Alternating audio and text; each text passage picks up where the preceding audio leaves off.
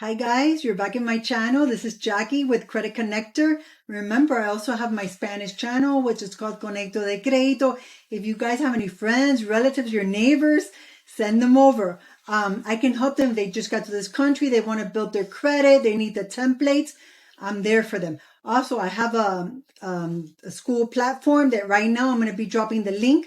You can register for free, okay? And that community, we're going to build it up. That is a safe space where you can go in, ask for questions. I'm going to start going live in the future. I'm going to start dropping templates so you guys can use you can dispute your credit on your own. You don't have to pay anybody. I'm going to give you the funding secrets, the double dipping secrets, anything that you need, the data points that I'm not going to be talking here. I'm going to give it to you there because that is a more safe platform. And that's the way that I'm going to build that relationship with you guys. Okay. Remember, I'm here for you guys. I want to help you. I want you guys to understand your credit. I want you to leverage your credit. And I want you guys to have everything that you need, that you want with your credit. The best APRs, the best credit cards, the best travel credit cards, the best business loans, everything. Remember, this channel is just for entertainment reasons only. I don't give legal advice. I'm not an attorney. I'm just here to educate you guys, and this is just for fun. Anything that I tell you, I always tell you to do your homework. Remember, I'm in Florida and things change all the time. So there's a question that I always have, and people always ask me is, how can I invest more in my credit instead of investing in credit repair? And I'm going to show you how to do that, okay?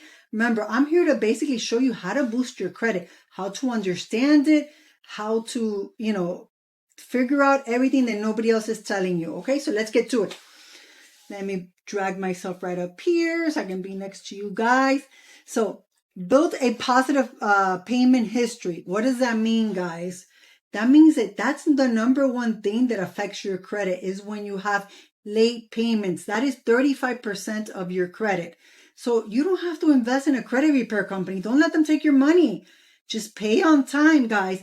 And if you do have maybe 1 or 2 late payments, if you make 11 payments on time, it does something to the algorithm. It's not that it deletes it or anything like that, but it doesn't count as much. Okay. So anytime you have a late payment, make sure you have 11 payments on time. So basically, anytime you have 1 or 2 payments late, make sure you have 12 payments on time.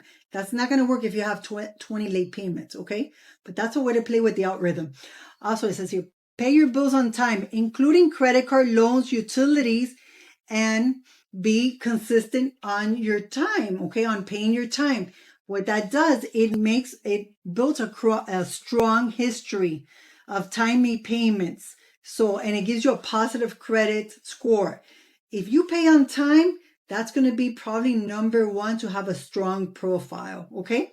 Let's go to the next one. Diversity of your credit mix. What does that mean? That means that you cannot just have one school credit card that you have never even upgraded, not even no, installment payments, which are like the car payments, a mortgage, or if you get an installment, loan from a company, from a bank, you have to have a credit mix. So I would tell you at least, especially if you're young and you want to buy a house in the future, or you're just trying to repair your credit, you can at least try to have 3 to 4 personal credit cards, okay, with at least minimum of 5.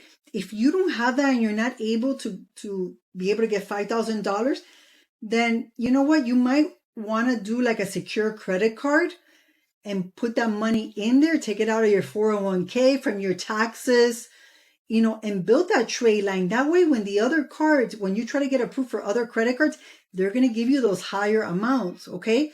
You have to know how to play with the algorithm. You want to make sure as well to have, like I said, some, mix of credit, some installments, because guess what? I've seen people that are ready to buy a house and they're a young couple and their credit is not strong enough. They thought because they had a 700, their credit was strong. It was not. Yeah, they had a good, credit score, but what happened with the profile? Do you think a mortgage is going to trust them? They're not. So that's very important. Okay. Use your credit wisely. That's very important, guys. I can't tell you what to do with your money because everybody here does with their money what they want. And yes, I do spend sometimes money on things that I really don't need. But when I look at something, I'm like, it's not going to make me any money. What is that going to do for me? I'm not telling you not to get the nice stuff, but if you just got a card of $5,000 and you racked it up and then you don't even remember because basically you bought things that you didn't need it. You just made your utilization go sky high and you really didn't need that. So use your credit mindfully. It tells you there, okay? It affects the utilization.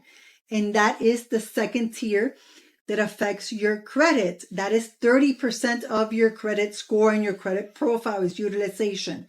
So be responsible and demonstrate to the financial banks that you have discipline, that they can trust you, that you are trustworthy, because if not, you're not going to get approved, okay? Avoid closing old accounts. This is very important. Let's say that right now you have an account that's really old. You only have like $200 or $300. If you're trying to get more funding or more credit cards, don't close it. Put at least a pack of gum or put like Netflix on it or do something.